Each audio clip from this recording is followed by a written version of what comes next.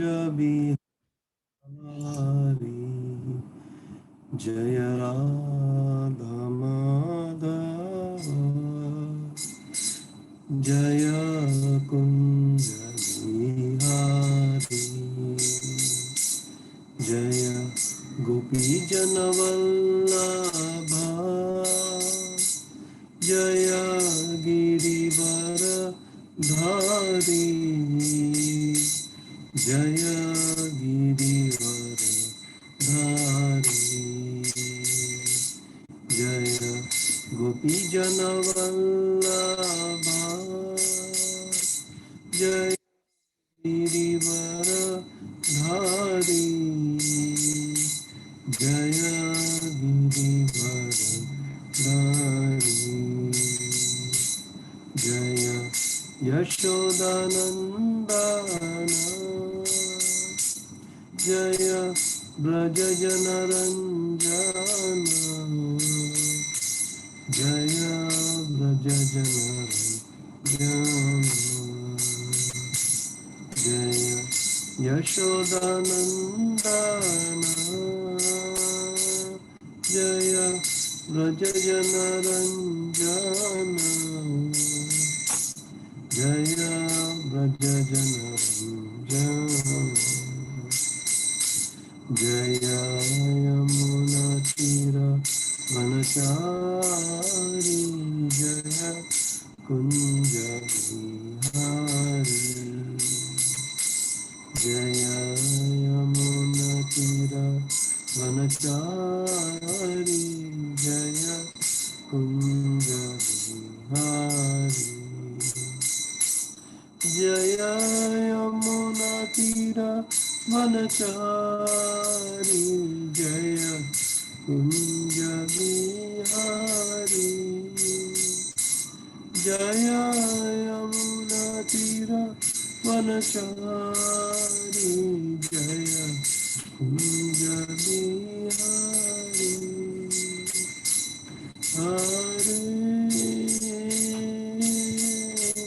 कृष्णा हरे कृष्णा कृष्ण हरे हरे हरे राम हरे राम राम हरे हरे हरे कृष्णा कृष्ण कृष्ण हरे हरे हरे राम राम राम हरे हरे हरे कृष्ण कृष्ण कृष्ण हरे हरे हरे राम राम राम हरे हरे जय राधा नीलमाधव श्री राधे जय राधा कुंज बिहारी श्री राधे जय राधा गोपीनाथ श्री राधे जय रुक्मिणी देवी जय द्वारकाधीश जय रुक्मिणी देवी जय द्वारकाधीश जय लड्डू गोपाल जय लड्डू गोपाल जय लड्डू गोपाल जय लड्डू गोपाल जय जगन्नाथ जय बलदेवा जय सुभद्रा जय सीताराम लक्ष्मण भक्त हनुमान सीताराम लक्ष्मण भक्त हनुमान जय गौरानिताय जय गौरानिताय जय गौरानिताय जय गौरानिताय गौर हरि बोल हरि बोल निताय गौर हरि बोल। जय जय प्रभुपाद प्रभुपाद प्रभुपाद जय जय प्रभुपाद। जय जय गुरुदेव गुरुदेव गुरुदेव जय जय गुरुदेव। शील प्रभुपाद की जय, शील गुरुदेव की जय, अनंत कोटि वैष्णव वृंद की जय, निताय गौर प्रेमानंदी हरि हरि बोल। ओम नमो भगवते वासुदेवाय। ओम नमो भगवते वासुदेवाय। ओम नमो भगवते वासुदेवाय। नमस्कृत्य नरं चैव नरोत्तमं देवीं सरस्वतीं व्यासं ततो जयमुदीरये। नष्टप्रायेषु अभद्रेषु नित्यं भागवत सेवया भगवती उत्तमश्लोके भक्तिर्भवति नैष्टिकी। ओम अज्ञानतिमिरान्धस्य ज्ञानाञ्जनशलाकया चक्षुरुन्मिलितं येन तस्मै श्रीगुरवे नमः। श्रीचैतन्यमनोभीष्टं स्थापितं येन भूतले स्वयं रूप कदा मह्यं ददाति स्वपदान्तिकं। वन्देऽहं श्रीगुरोः श्रीयुतपदकमलं श्रीगुरुन् वैष्णवांश्च श्रीरूपं साग्रजातं सगणरघुनाथान्वितं तं सजीवं साद्वैतं सावधूतं परिजनसहितं कृष्णचैतन्यदेवं श्री राधा कृष्ण पादान श्री ललिता विष्णु श्री राधा कृष्ण पादान शाखान्वितांश्च। हे कृष्णा करुणा सिंधु जगत्पते गोपेश गोपिका कांता राधा कांता नमस्तुते। तप्त कांचन गौरांगी राधे वृंदावनेश्वरी वृषभानुसुते देवी प्रणमामि हरि प्रिये। नमो महावदन्याय कृष्ण प्रेम प्रदायते कृष्णाय कृष्ण चैतन्य नाम्ने करुणितये नमः। वाञ्छाकल्पतरुभ्यश्च कृपा सिन्धुभ्य एव च पतितानां पावनेभ्यो वैष्णवेभ्यो नमो नमः। जय श्री कृष्ण चैतन्य प्रभु नित्यानंद श्री अद्वैत गदाधर शिवसादि गौर भक्तवृंद। हरे कृष्ण कृष्ण कृष्ण हरे हरे, हरे राम राम राम हरे हरे। हरे कृष्णा प्रभु, हरे कृष्णा माता जी।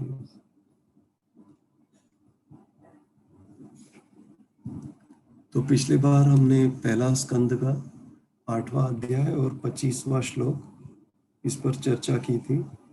तो आज उसी श्लोक पर चर्चा जारी रखेंगे।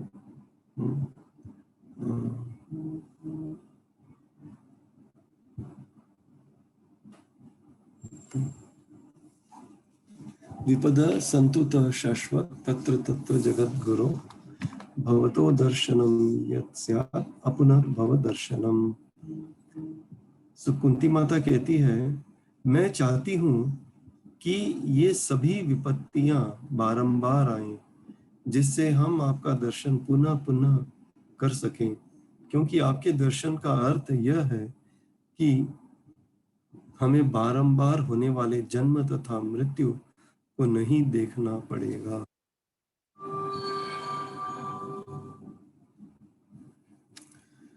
तो हम ये पहले ये श्लोक 10, 14, 58 इसको पढ़ेंगे। 10वां स्कंद 14वां अध्याय 58 श्लोक। समाश्रिताये पदपल्लवप्लवं महत्पदं पुण्ययशो मुरारेः भवाम्बुधिर्वत्सपदं परं पदं पदं पदं यत् विपदां न तेषाम्।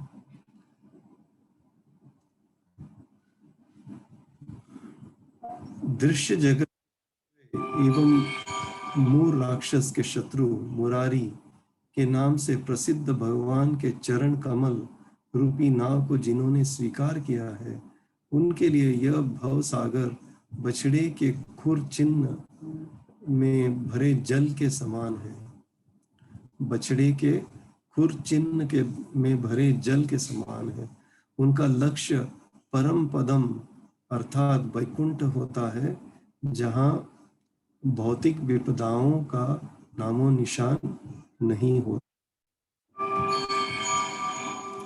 न ही पग पग पर कोई संकट होता है।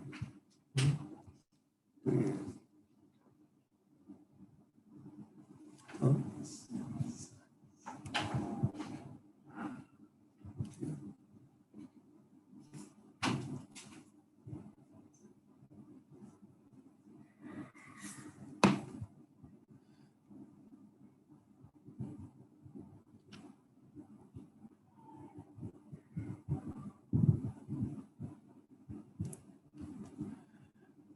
तो ये भवसागर बछड़े के खुर चिन्ह में भरे जल के समान है। तो ये है। तो ये कुंती माता एक महान भक्त थी। तो उनके लिए कोई भी विपद आए या आपत्ति आए तो उनको थोड़ा तो दर्द लगेगा, लेकिन उसको वो पार कर सकती है जल्दी से। हाँ, तुरंत पार कर सकती। कैसे? क्योंकि कुंती माता ने भगवान श्री कृष्ण के चरण कमल रूपी नाव को उन्होंने स्वीकार किया है। हाँ, भगवान के चरण कमल रूपी नाव को उन्होंने स्वीकार किया है। तो इसलिए वह ये भवसागर बछड़ी के खुर चिन्ह में भरे जल के समान है उनके लिए। तो उनको कोई विपद या आपत्ति आए फिर भी वो कृष्ण की याद करके वो तुरंत उसको पार कर सकती है। तो ये मच्चित्त सर्व दुर्गाणी मत प्रसादात् तरिष्यसि, तो ऐसे होते हैं भगवान के शुद्ध भक्त। तो ये बहुत दिलचस्प है। विपद क्या है? आपत्ति, खतरा। हाँ, तो ऐसे आपत्ति या खतरा हमारी जिंदगी में आए, आपदाओं ये आए तो हमको ये निराश नहीं होना चाहिए। हाँ, खुश होना चाहिए कि मुझे ये इस कारण, इस खतरा के कारण, इस विपत्ति आपत्ति के कारण मुझे कृष्ण का स्मरण हो रहा है। हाँ, तो ये बहुत अच्छी बात है। तो प्रभुपाद कहते हैं कि ये बहुत अच्छी बात है। हाँ, और डिवोट कोई भक्त ये कैसे देखता है इस खतरनाक परिस्थिति को? वो सोचता है कि ये तो होना ही है, इस संसार में खतरा तो रहेंगे ही। हाँ, आपत्ति तो आएंगे ही। हाँ, तो इस दुनिया में ये इसका क्या बोलते हैं, कैरेक्टरिस्टिक है। खतरा से भरा हुआ है, जहां भी जाए खतरा है। हाँ, तो अभी मैं यहाँ सिंगापुर में बैठा हूँ। इधर भूकंप तो कभी भी आ सकता है इधर। हाँ, और इतना बड़ा बिल्डिंग है, कभी भी गिर सकता है, कुछ भी हो सकता है। हमको लगता है, मुझे लगता है कि मैं यहाँ सुरक्षित हूँ घर में, घर के अंदर, लेकिन कुछ भी हो सकता है। हाँ, बिजली है, गर्म पानी है, सब कुछ है इधर। हाँ, लकड़ी है। हाँ, आग लग सकता है, कुछ भी हो सकता है। तो कहीं भी कुछ भी हो सकता है। हम रास्ते में चल रहे हैं तो गाड़ी आ सकता है, गाड़ी हमसे टकरा सकता है। तो कुछ भी हो सकता है इस दुनिया में। तो ये दुनिया की परिस्थिति है। तो हम सोचते हैं कि अच्छा रास्ता बना लें। हाँ, और गाड़ी अगर है तो अच्छी सुविधा हो जाएगी हमारे लिए। हाँ, गाड़ी में बैठ के जा सकते हैं। लेकिन हर एक जो भौतिक जगत में जो प्रॉब्लम्स हैं उसके सॉल्यूशन और भी प्रॉब्लम्स पैदा करती है कि नहीं। अभी गाड़ी है, लेकिन गाड़ी की वजह से कितने सारे एक्सीडेंट होते हैं, है कि नहीं। तो so this is the thing, this world is full of dangers, बहुत से खतरा है इस। तो मैं जहाज पे काम कर रहा था, जहाज में भी कितने सारे खतरे हैं। हाँ, एकदम हाई प्रेशर स्टीम है, हाई हाई प्रेशर हवा है, हाँ, और बिजली है, और हम तो जहाज तो समुद्र में तैरता है, बड़े बड़े लहरें हैं, हाँ, और हवा भी तेजी से आता है। तो on this there so many dangers. तो हमको लगता है कि हम सुरक्षित हैं, लेकिन नहीं। पदम पदम यद विपदम न तेषाम। हाँ, तो इस जगत में भौतिक विपदाओं का हमें हर एक पग पग पर कोई ना कोई संकट होता है। तो सभी प्रयत्न करते हैं कि खुश रहें और खतरा न आए हम हमारी जिंदगी में। हाँ, ये इस भौतिक जगत में यही हमारा काम है, आत्यंतिक सुखम। हाँ, तो परम सुख चाहते हैं हम। हाँ, और एक आदमी सोचता है कि मैं बहुत काम करूंगा अभी, हाँ, और मेरे पास अच्छा बैंक बैलेंस हो जाएगा और मैं बूढ़ा हो जाऊंगा तो उसका मैं उपभोग करूंगा, हाँ, और काम नहीं करना पड़ेगा, एंड आई विल एंजॉय। हाँ, तो ये सबका मन में ये विचार होता है। हाँ, तो किसी को काम करना अच्छा नहीं लगता। तो उसको जैसे ही थोड़ा पैसा मिल जाए तो वो सोचता है कि मैं रिटायर कर लूँ काम से और मैं खुश हो जाऊंगा। बट ये भी संभव नहीं है। हाँ, इस तरह से हम खुश नहीं हो सकते। तो कुछ ना कुछ होता रहेगा। हाँ, हमारा सेहत ठीक नहीं रहेगा, कुछ ना कुछ होता रहेगा। आज भी मैं डेंटिस्ट के पास गया था अपने पिताजी के साथ।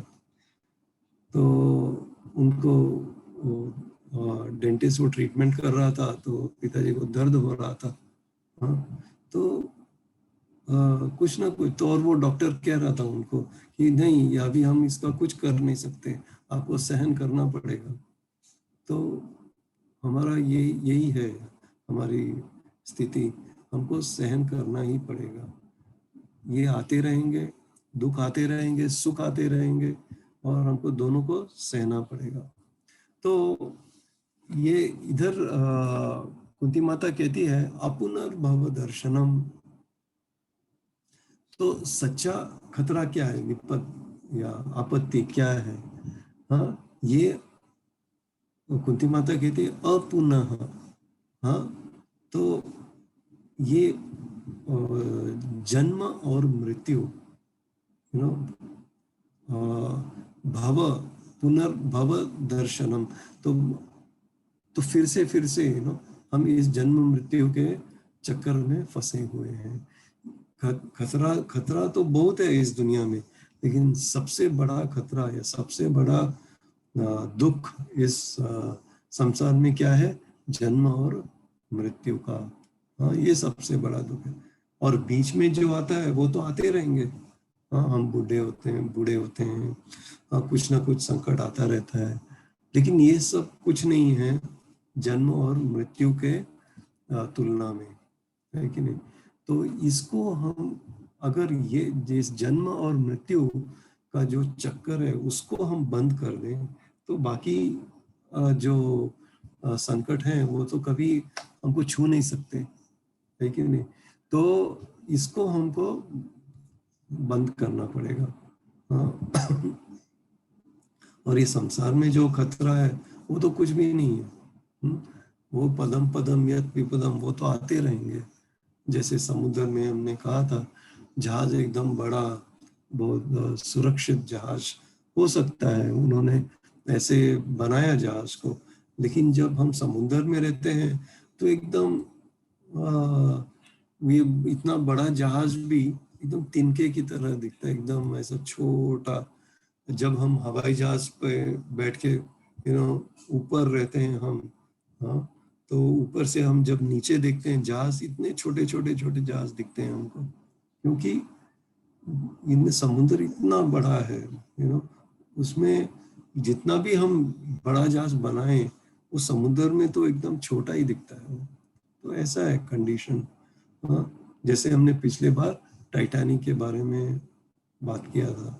हाँ, उसमें जिन्होंने ये टाइटैनिक जहाज को बनाया, उन्होंने कि ये जहाज कभी डूब ही नहीं सकता, भगवान भी नहीं इसको डूबा सकते, लेकिन पहले ही वॉयज में वो डूब गया और बड़े बड़े लोग उस जहाज में थे, सब अपना अपना जीवन खो बैठे। तो ऐसा है हमारी परिस्थिति इस जगत में।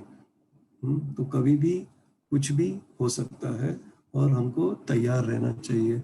कैसे तैयार रहें? कृष्ण का स्मरण करके। कृष्ण का स्मरण करने से हम इसको पार कर सकते हैं।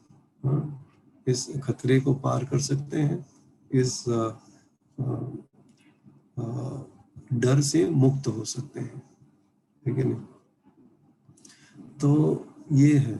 तो जब भी तक हम इस भौतिक जगत में हैं, तो ये संकट आते रहेंगे। तो हाँ, हमको हमेशा ये सोचना चाहिए कि हम कृष्ण भावनामृत में कैसे प्रगति करें। हाँ, और कैसे इस देहांत के बाद हम कृष्ण के पास चले जाएं, ये हमारा विचार होना चाहिए हमेशा। तो ये हमारा ये हमारा मेन काम है। हाँ, और ये जो आपत्तियां आती रहती हैं, संकट आती रहती हैं, हाँ, इससे हमको परेशान नहीं होना चाहिए। हाँ, होना नहीं चाहिए ये। ओके, तो ये बोलने के लिए आसान है, लेकिन हम इसका प्रैक्टिस करते रहेंगे तो फिर आसान हो जाएगा हमको। हाँ, हमेशा कृष्ण का स्मरण करके हम मत चित्त सर्व दुर्गाणी मत प्रसादा तरिष्यसि, कृष्ण के कृपा से हम सबको पार कर सकते हैं। तो अर्जुन ने कृष्ण को पूछा, आप जो बोल रहे हैं वो ठीक है कि मैं ये शरीर नहीं हूँ, मैं आत्मा हूँ। हाँ, जो भी हम जिसको भी हम देख रहे हैं वो सब आत्मा ही है, शरीर नहीं है। तो ये जब शरीर का नाश हो जाता है तो आत्मा तो रहता है, क्योंकि आत्मा शाश्वत है। तो जब ही लेकिन जब भी मैं देखता हूँ कि मेरा पुत्र का देहांत हुआ या मेरे दादा का देहांत हुआ और मैं उनको मार रहा हूँ, तो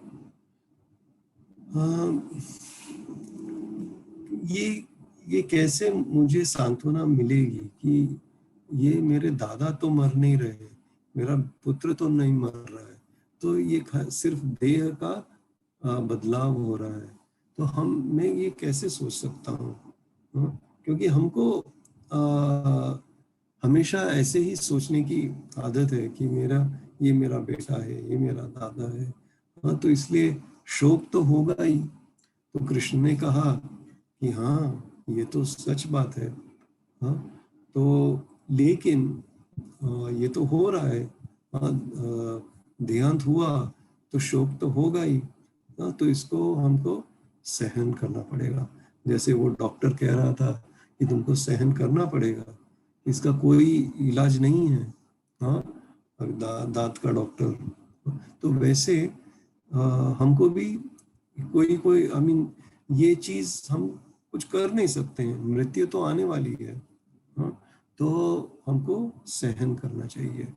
हाँ, उसका कोई दूसरा इलाज नहीं है। ताम स्थितिक्षस्व भारत, मात्र स्पर्शास्तु कौन्तेय, शीतोष्ण सुख दुखदा आगमा पाइनो नित्यस, ताम स्थितिक्षस्व भारत। ये सुख और दुख आते रहेंगे, जाते रहेंगे। जैसे सर्दी का मौसम, गर्मी का मौसम आते हैं और जाते हैं, इसी तरह सुख और दुख भी आते रहेंगे और जाते रहेंगे। कृष्ण ने कभी नहीं कहा कि ये सच नहीं है।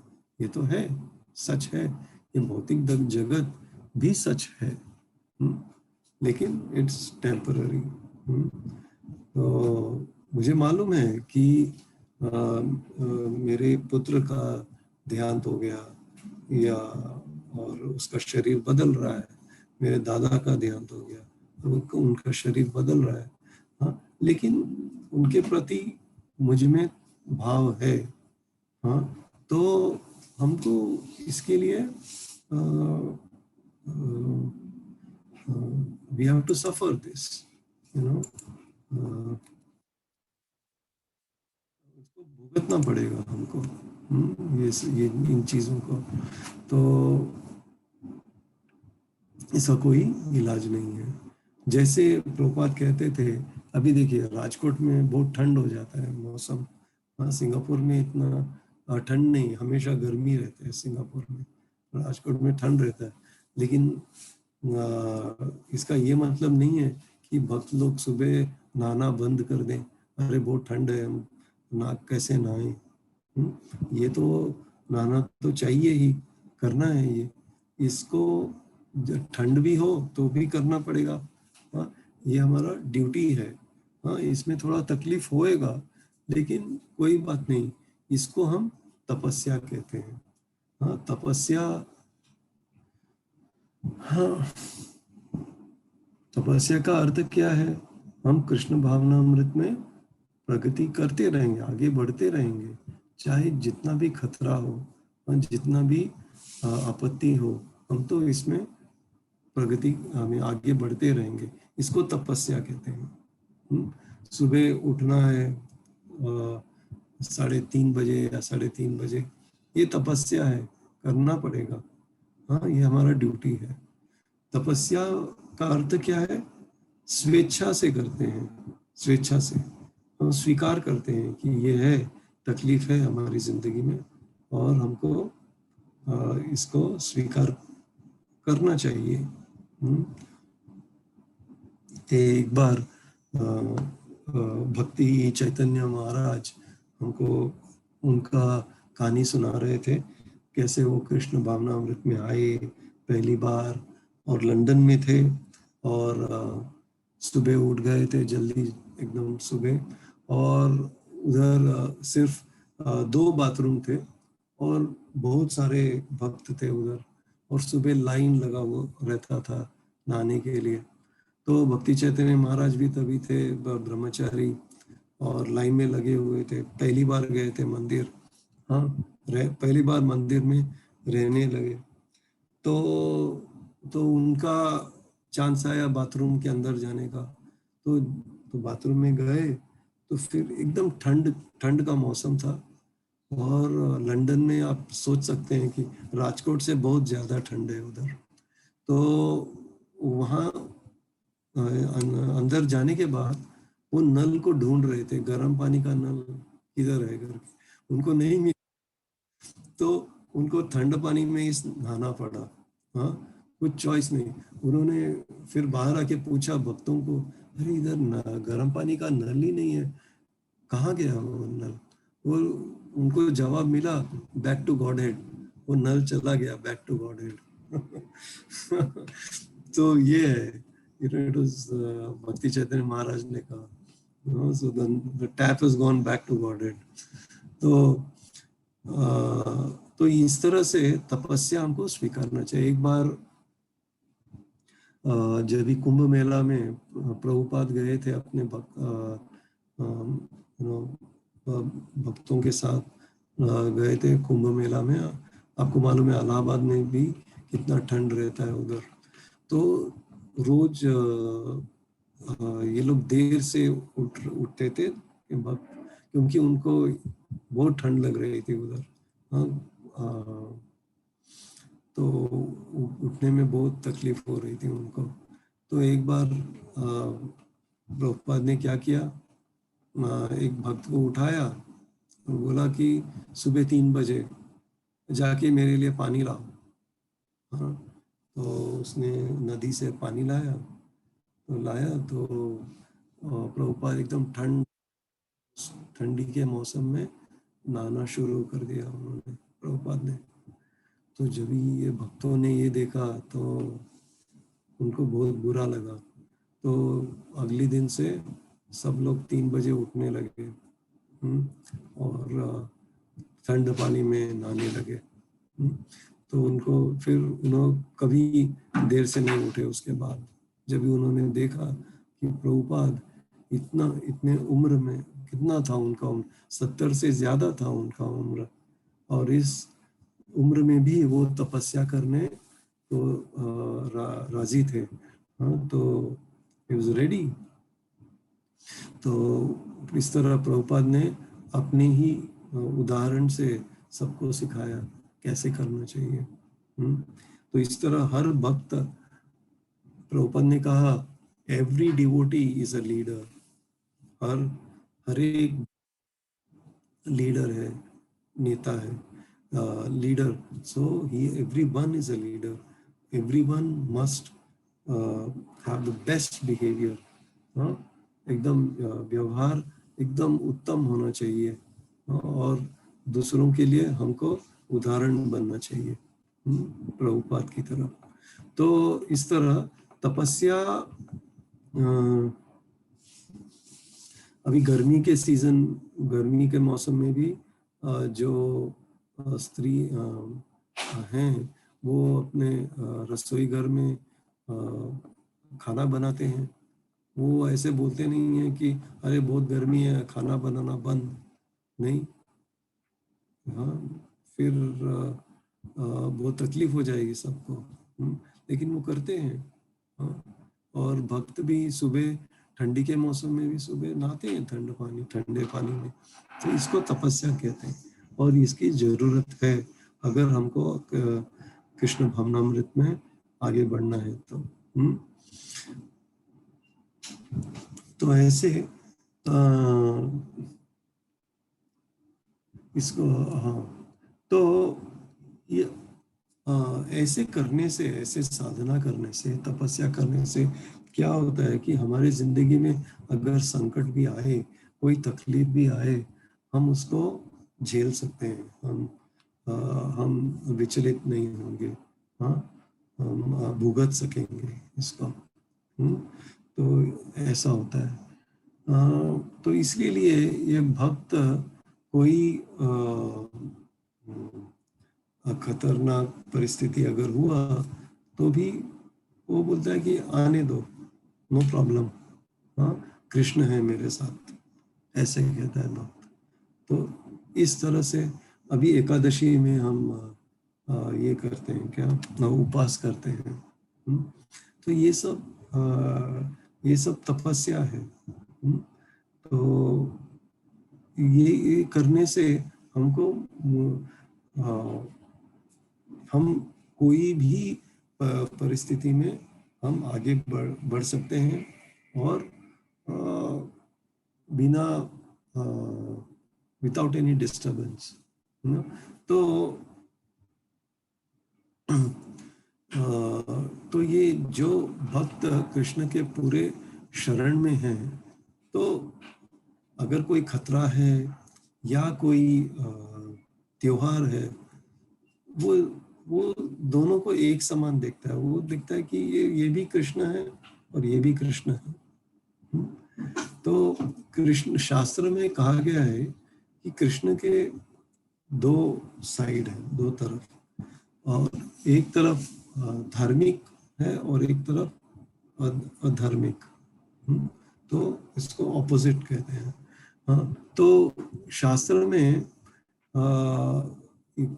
कहा गया है कि जो धार्मिक है, रिलीजियोसिटी, वो भगवान के आगे की तरफ है, और जो अधार्मिक है वो भगवान के पीछे की तरफ है। हाँ, अभी भगवान के आगे या पीछे में कोई फर्क है क्या? हाँ, गॉड इज एब्सोल्यूट। इसके लिए ये भक्त कोई एकदम कोई अच्छी पोजीशन में है या खतरे में है, उसको कोई फर्क नहीं पड़ता। तो उनको मालूम है कि दोनों चीज कृष्णा ही है। हाँ, तो अभी इस क्षण में कृष्ण खतरे के रूप में मेरे सामने आए हुए हैं। तो ऐसे सोचता है भक्त। जैसे हिरण्यकशिपु और प्रहलाद, हाँ, नरसिम्हदेव का सामना हुआ उनका। हाँ, नरसिम्हदेव तो बहुत खतरनाक थे हिरण्यकशिपु के लिए, और प्रहलाद के एकदम अच्छे मित्र थे। हाँ, तो भगवान भक्त को हिरण्यकशिपु नरसिम्हदेव को देखकर डर गए, लेकिन प्रहलाद डरे नहीं, उनको कोई फर्क नहीं पड़ा। वो सोच जैसे एक बार नामदेव करके एक भक्त थे पहले, तो एक बार वो स्मशान गए, और स्मशान गए तो उधर भूत देखा स्मशान में, और भूत देखने से वो एकदम नाचने लगे और भगवान का नाम लेने लगे, कीर्तन गाने लगे। तो बाद में लोगों ने पूछा कि तुमने ऐसे क्यों किया? नहीं नहीं, वो भूत ने नामदेव को पूछा कि तुम डरे नहीं? हाँ, मैं तो भूत हूँ, सब लोग तो भूत से डरते हैं। तो नामदेव ने कहा कि नहीं, मुझे तो, मैं कृष्ण का ये रूप मैंने कभी पहले देखा नहीं था, तो मुझे ये नया रूप देख के मुझे बहुत खुशी हुई।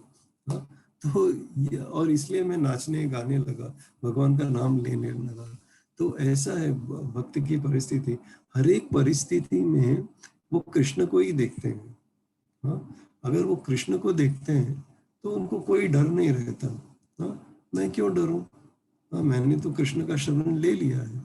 तो इसके लिए कुंती माता कहती है विपद संतु ताः शाश्वत। क्यों? क्योंकि वो हमेशा कृष्ण के याद करती है, कोई भी खतरनाक परिस्थिति, हाँ, आपत्ति में, तो वो कहती है कि आने दो, वे विपत्तियां आने दो, कि आएंगे तो मैं कृष्ण की याद करती हूँ, और कृष्ण को याद करने से मुझे ये जन्म मृत्यु के चक्रव्यूह से मैं मुक्ति पा सकती हूँ। तो ऐसे कुंती सोचकर खुश। हाँ, जैसे प्रहलाद महाराज हमेशा कृष्ण के बारे में सोचते थे। उनके पिता हिरण्यकशिपु उनको कितना तकलीफ दिया उनको। हाँ, तो विष दिया, हाँ, ऊपर पहाड़ के ऊपर से नीचे फेंका, हाँ, बहुत कुछ किया।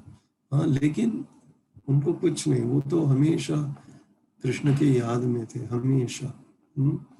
तो अगर हमारा जीवन को भी खतरा हो तो हम कृष्ण को याद करेंगे।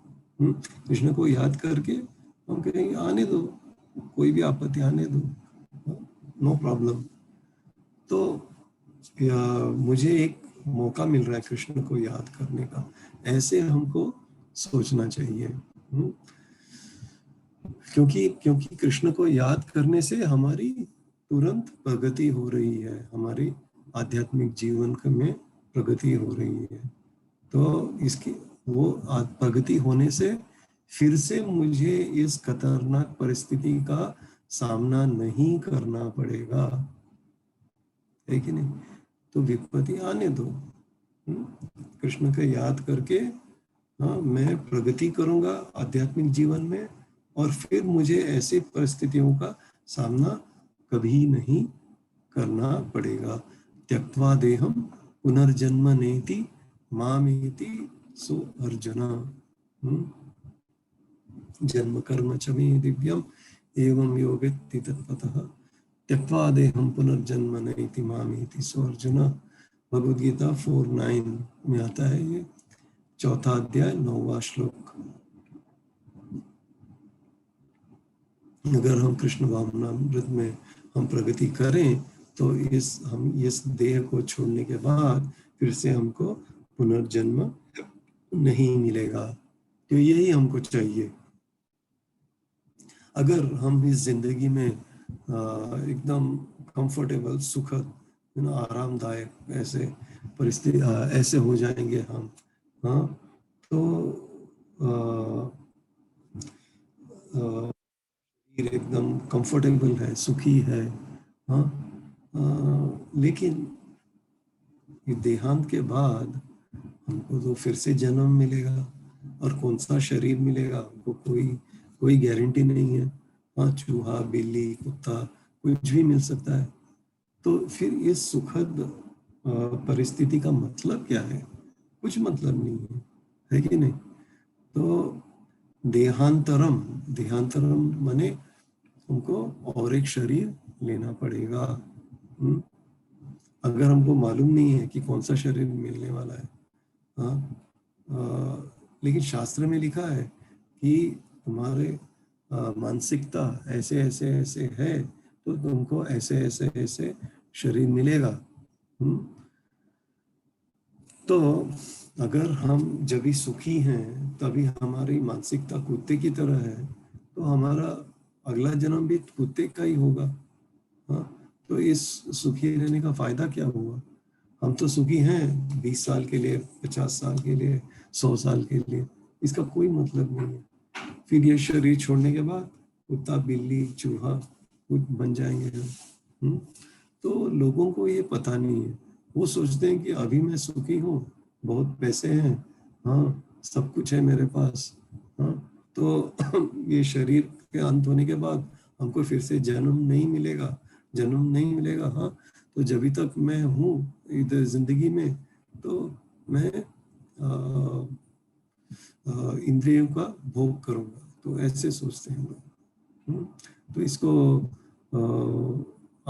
आधुनिक या मॉडर्न फिलॉसफी कहते हैं। इसे इंग्लिश में हेडोनिज्म, हेडोनिज्म कहते हैं। वो सिर्फ इंद्रियों का भोग करना चाहते हैं और कुछ नहीं चाहिए उनको। हाँ, और वो पुनर्जन्म में भी विश्वास नहीं करते, सिर्फ एंजॉय करो बस। तो ऐसे हैं लोग। लेकिन ये असलियत ये नहीं है, सच ये नहीं है।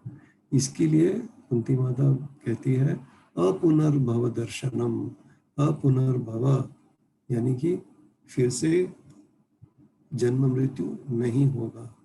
हाँ, अगर हम कृष्ण का याद करेंगे, हम कृष्ण को सदैव देखेंगे, हर चीज में कृष्ण को देखेंगे, तो इसको कृष्ण कृष्ण भावनामय कहते हैं। कृष्ण भावनामय अर्थात हम हमेशा हमेशा कृष्ण के बारे में सोचते रहते हैं, हमेशा कृष्ण के बारे में। कोई संकट हो या सुख हो, कुछ भी हो, कृष्ण की याद में रहते हैं। तो इस तरह तत्तेनुकंपम सुसमीक्षमानः, ये भक्त का प्रार्थना है। तत्तेनुकंपम सुसमीक्षमानः। हाँ, 10वां स्कंद 14वां अध्याय 8वां श्लोक। तत्तेनुकंपम सुसमीक्षमानम्।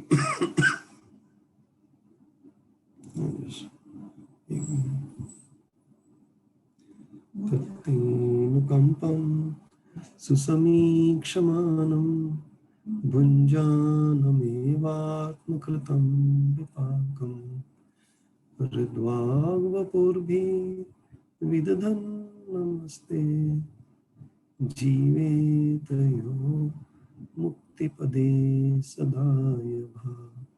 हे, जो व्यक्ति अपने विगत दुष्कर्मों के फलों को धैर्य पूर्वक सहते हुए तथा अपने मन, वाणी तथा शरीर से आपको नमस्कार करते हुए सत्य निष्ठा से आपकी अहेतु की कृपा प्रदत्त किए जाने की प्रतीक्षा करता है, वह अवश्य ही मोक्ष का भागी होता है, क्योंकि यह उसका अधिकार बन जाता है।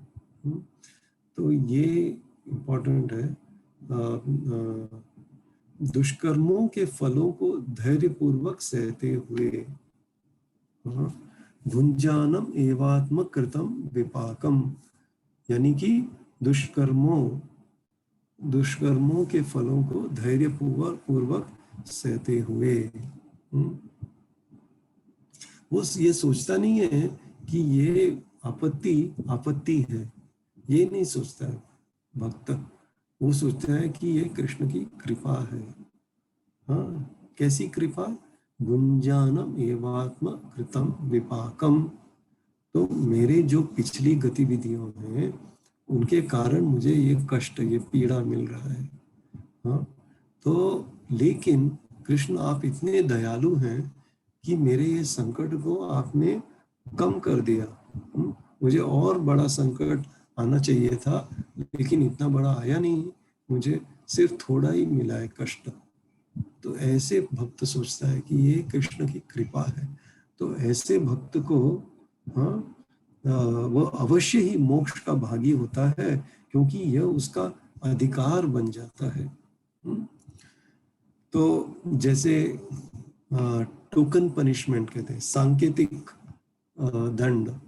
हाँ, अभी जब अगर कचहरी में एक बड़ा आदमी, हाँ, वो एक गुनहगार है और जज कहते हैं कि तुमको 1 लाख रुपया का,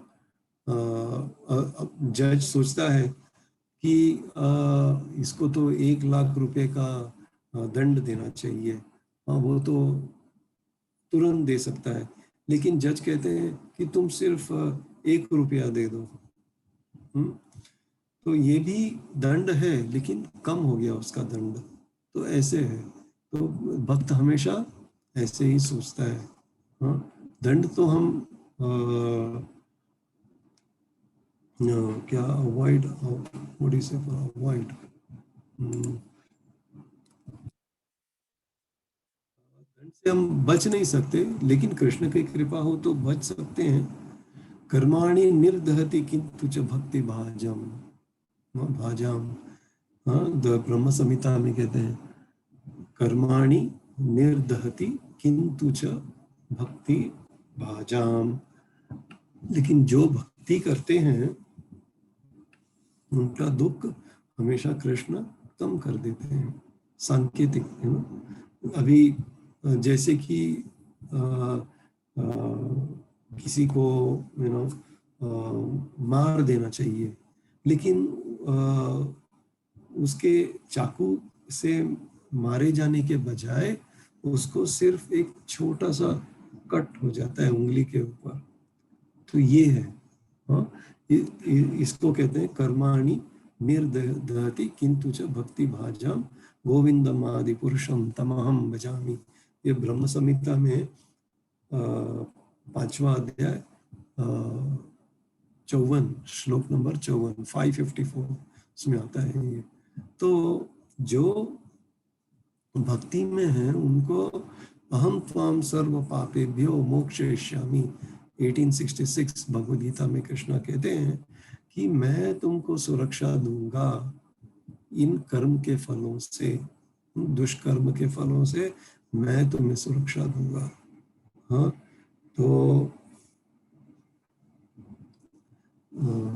तो ऐसा है। तो बड़ा बड़ा बड़ा दंड से बचकर छोटा कुछ मिल जाता है।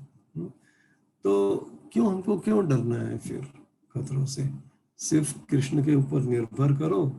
हाँ, हम कृष्ण भावना में हो जाएं तो फिर कोई भी परिस्थिति में हमारा फायदा ही है।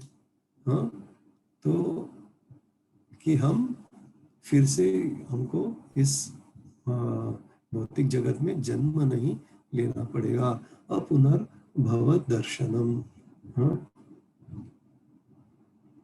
जितना हम कृष्ण के बारे में सोचेंगे, जितना हम कृष्ण को हर चीज में देखेंगे, जितना हम कृष्ण के बारे में पढ़ेंगे, जितना हम कृष्ण की सेवा में लग जाएंगे, किसी न किसी तरह अगर हम कृष्ण भावनामृत में हमेशा रहें तो ये हमारा फायदा है। हाँ, और ये फायदा क्या है? हमको इस भौतिक जगत में फिर से जन्म नहीं लेना पड़ेगा। हाँ, ये सबसे अच्छा फायदा है। लेकिन हम इधर एकदम सुखी हो जाएं, हाँ, और कृष्ण को भूल जाएं, तो हमको फिर से जन्म लेना पड़ेगा। तो हमको बहुत ही, we have to be very careful about this. सावधानी चाहिए हमको। हाँ, कृष्ण भावनामृत में कभी विघ्न नहीं आना चाहिए। हाँ, जितना भी संकट हो, बड़ा संकट हो, हमें कृष्ण भावनामृत में कभी विघ्न नहीं आना चाहिए। कृष्ण को हमेशा याद करना चाहिए। ये अनुदेश है कुंती देवी का। अनुदेश है कि कभी कृष्ण भावनामृत में डिस्टरबेंस, विघ्न कभी नहीं आना चाहिए, कभी नहीं। हमेशा कृष्ण की याद में रहना चाहिए। कृष्णा के कुंती माता कहती है विपदा संतुता शाश्वत तत्र तत्र जगत गुरु। अभी ये कुरुक्षेत्र का इतना बड़ा लड़ाई था और पांडव इतने खतरनाक परिस्थिति में थे। हाँ, और उसके पहले के श्लोक में हम लोगों ने पढ़ा, 24वां श्लोक में, हाँ, उनको विष दिया गया, लक्षागृह में रखा गया और फिर उसको उस पर उनका योजना था कि इसको हम जला देंगे इस बड़े घर को। फिर बड़े बड़े राक्षस से उनका मुकाबला हुआ, फिर बड़े महारथियों के साथ उन्होंने लड़ाई की। फिर वे वनवास में थे, कितना कितना खतरा सहना पड़ा उनको। फिर द्रौपदी को नग्न करने की कोशिश की उन्होंने, तो कृष्ण ने पूरे कपड़े की आपूर्ति की। कृष्ण हमेशा थे उनके साथ। भीष्मदेव मृत्युशैया पर थे, वो तो दादा थे पांडवों के। तो जब पांडव उनको मिलने आए तो उन्होंने कहा कि ये मेरे पोते हैं, ये देखो इतना धर्मपरायण महाराज युधिष्ठिर, एकदम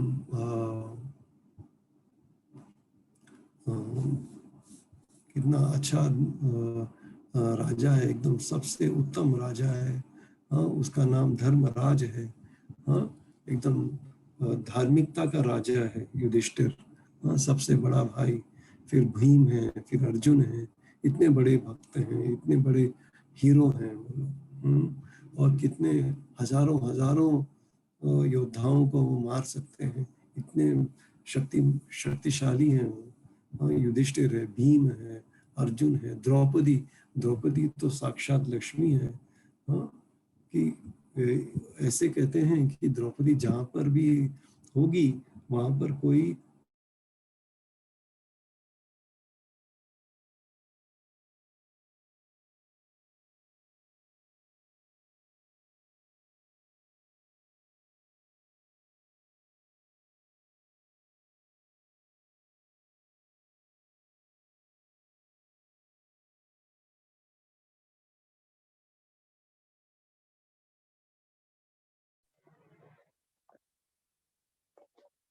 Hare Krishna, Govardhan Prabhuji, is there any network issue? Please unmute yourself. I have sent you request of unmute. Okay, Prabhu, Hare Krishna. I don't know what happened, it got disconnected. Okay, maybe network problem. Please continue, Prabhuji. तो इस तरह पांडव और ये द्रौपदी एक अच्छे team थे और कृष्ण हमेशा उनके साथ थे। और फिर भी उनको बहुत संघर्ष करना पड़ा। तो भीष्मदेव भी रो रहे थे कि मुझे ये व्यवस्था, कृष्ण की व्यवस्था के बारे में कुछ पता नहीं है। हाँ, ये इतने भक्त हैं फिर भी इतना संकट है उनकी जिंदगी में, ऐसे भीष्मदेव ने कहा। तो ऐसे हमको सोचना नहीं चाहिए कि मैं भक्त हो गया हूँ तो अभी मेरा जिंदगी एकदम स्मूथ रहेगा, कोई आपत्ति नहीं आएगी, कोई संकट नहीं आएगा। ऐसा नहीं सोचना चाहिए हमको। क्योंकि हमारे कर्म भी हैं। तो प्रहलाद महाराज इतना इतना उनको संकट का सामना करना पड़ा, पांडवों को भी, हरिदास ठाकुर को भी। इसलिए हमको सबको भुगतना चाहिए, हमको एकदम ये डिस्टर्ब नहीं होना चाहिए और एकदम दृढ़ विश्वास रहना चाहिए कि कृष्ण है, कृष्ण हमको सुरक्षा देंगे। कौन्तेय प्रतिजानी ही नमे भक्त प्रणश्यति।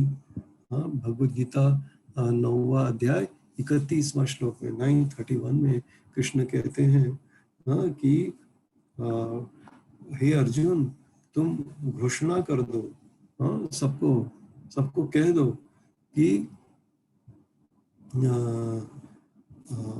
सबको कह दो कि मेरा भक्त का कभी विनाश नहीं होता, कभी नहीं विनाश होता।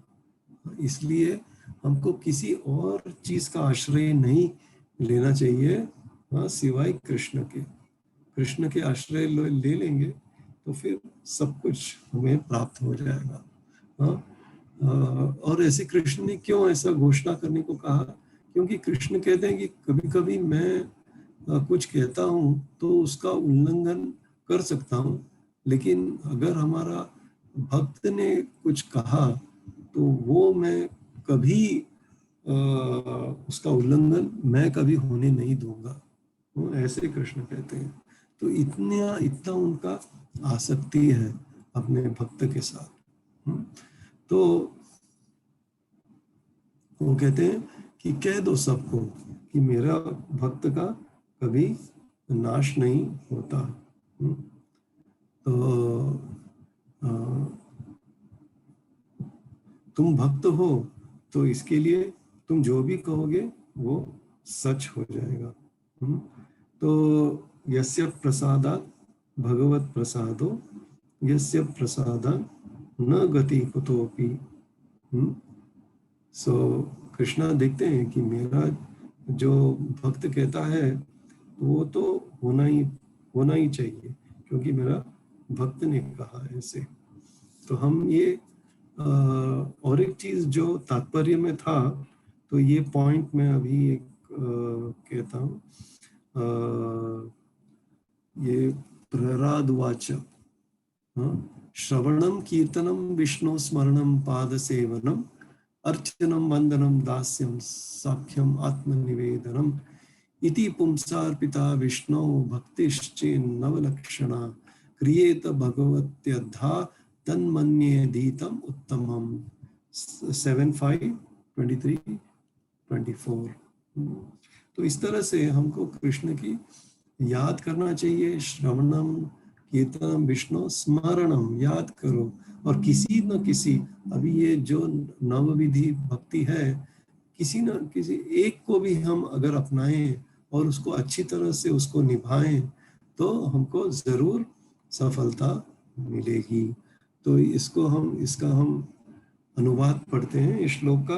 प्रहलाद महाराज ने कहा, भगवान विष्णु के दिव्य पवित्र नाम, रूप, साज सामान तथा लीलाओं के विषय में सुनना तथा कीर्तन करना, उनका स्मरण करना, भगवान के चरण कमलों की सेवा करना, षोडशोपचार विधि द्वारा भगवान की सादर पूजा करना, भगवान से प्रार्थना करना, उनका दास बनना, भगवान को सर्वश्रेष्ठ मित्र के रूप में मानना तथा उन्हें अपना सर्वस्व न्यौछावर करना, अर्थात मनसा वाचा कर्मणा उनकी सेवा करना। शुद्ध भक्ति की ये 9 विधियां स्वीकार की गई हैं।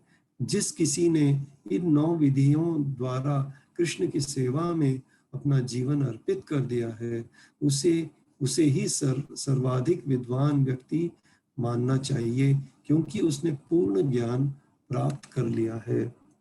ये 9 ने सिर्फ एक भी हम अपनाएं और इसको निभाएं तो हमारी जिंदगी सफल हो सकती है, जैसे कुंती माता ने अपना जिंदगी को सफल किया। तो इसको कहते हैं कृष्ण भावनामृत। तो हम सभी को इसको अपनाना चाहिए, कृष्ण भावनामृत को, और जो भी परिस्थिति है कभी छोड़ना नहीं चाहिए। और कृष्ण के चरण कमल पर दृढ़ विश्वास रखें तो हमारी तो कोई हम आपत्ति अगर आए भी तो हमको कुछ छू नहीं सकती वो, जैसे कि कुंती और पांडवों को, है कि नहीं। तो इसका ये श्लोक का ये अर्थ है। और अभी हम इस क्लास को विराम देंगे। अगर किसी को कोई प्रश्न है या कुछ कहना चाहते हैं तो okay. हरे कृष्णा प्रभु। हरे कृष्णा। किसी का कोई प्रश्न या कमेंट है तो आप हैंड रेज कर सकते हैं। We will unmute you and then you can speak.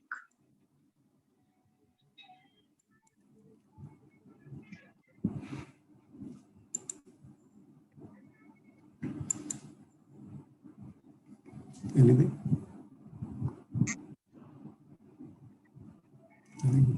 कोई नहीं है शायद। प्रभु जी खूब ही सुंदर लेक्चर रहा। मैं आज 2 या 3 क्वेश्चंस मैंने बना के रखे थे कि मैं प्रभु जी को पूछूंगा एट द एंड, लेकिन वो 2 और 3 क्वेश्चंस जो मेरे जीवन के थे वो इन बिटवीन दी आपके लेक्चर्स जो पूरा मैंने सुना उनमें से ही मेरे को आंसर मिल गए। मेरे को लगा महाराज जी ने इनडायरेक्टली मेरे को आंसर दिए हैं। और सबसे सुंदर वाक्य वो था कि भगवान हमें जब कुछ दुख देते हैं तो 1 लाख रुपए का जो दुख होता है वो 1 रुपए के समान दे देते हैं। और सबको हरिदास ठाकुर को सबको दुख का सामना करना ही पड़ा था, तो हमें भी थोड़ा बहुत तो सामना करना ही पड़ेगा। बहुत ही सुंदर लेक्चर रहा प्रभु जी। कुछ लाइन रियली दिल में उतर गई, दिल में छू गई। थैंक यू वेरी मच प्रभु जी। थैंक यू प्रभु। ग्रंथराज श्रीमद् भागवतम की जय। जय श्रील प्रभुपाद की जय। जय गुरुदेव की जय। जय अनंत कोटि वैष्णव वृंद की जय। जय। गौर प्रेमानंदी। हरि हरि।